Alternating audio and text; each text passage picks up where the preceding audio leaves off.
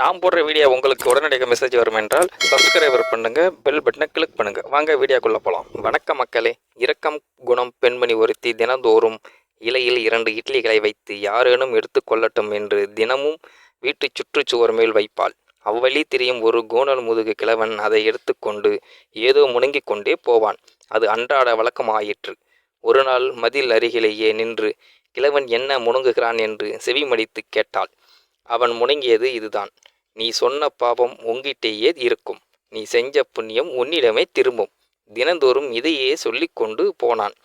தினமும் இட்லி வைக்கிறேன், எடுத்துட்டு போறான். நீ மவராசி, நல்லா இருக்கணும்னு கையெடுத்து கும்பிட்டு கை காலில் விழனாலும், இட்லி நல்லா இருக்குன்னு பாராட்டலனாலும், ரொம்ப நன்றி தாயேன்னு சொல்லக்கூடவா தோணலை.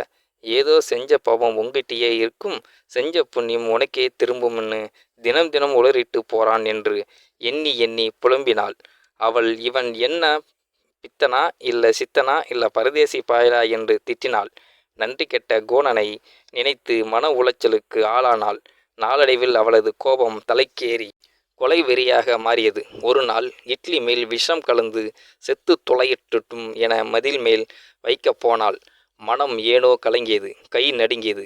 அவன் அப்படி இருந்தாலும் நாம் ஏன் இப்படி ஆகணும்?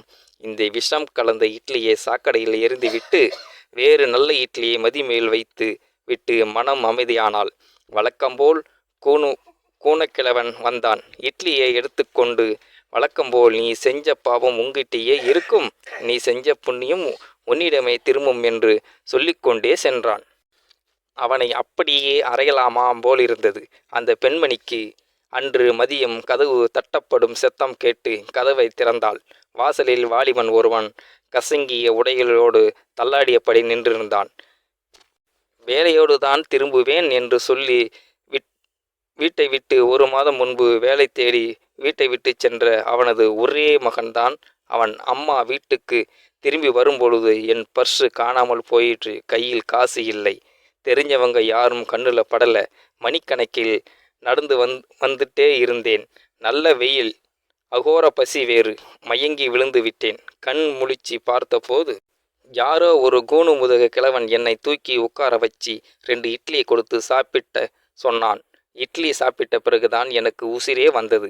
விஷம் கலந்த இட்லியை கூணனுக்கு கொடுத்திருந்தால் அது என் மகனுக்கே யமனாக ஆயிருக்குமோ ஆண்டவா என்று நினைத்து தாய் உள்ளம் பதைத்து கண் பணிந்தது. நீ செஞ்ச பாவம் உங்கிட்டேயே இருக்கும், நீ செஞ்ச புண்ணியம் உன்னிடமே திரும்பும். கூணன் முனங்களின் பொருள் இப்போதுதான் புரிந்தது. உண்மைதான், எல்லோருக்கும் எல்லாம் புரிவதில்லை. புரியும் வேளையில் வாழ யாரும் இருப்பதும் இல்லை. செய்த தர்மம் என்று நம்மை ஏதேனும் ஒரு ரூபத்தில் காக்கும் ஏதேனும் ஒரு தர்மம் செய்யும் சிந்தனையை வளர்த்து கொள்ளுங்கள். வாழ்வில் தப்ப ஒரே வழி முகம் கோணாத தர்மமே.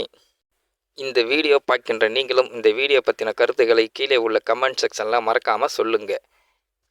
வீடியோ பிடித்திருந்தால் லைக் பண்ணிக்கங்க, மற்றவங்களுக்கும் ஷேர் பண்ணிக்கங்க. அப்படியே நம்ம சேனலையும் சப்ஸ்கிரைப் பண்ணிக்கங்க. அப்படியே பெல் பட்டனையும் கிளிக் பண்ணிக்கங்க. நன்றி, வணக்கம் மக்களே.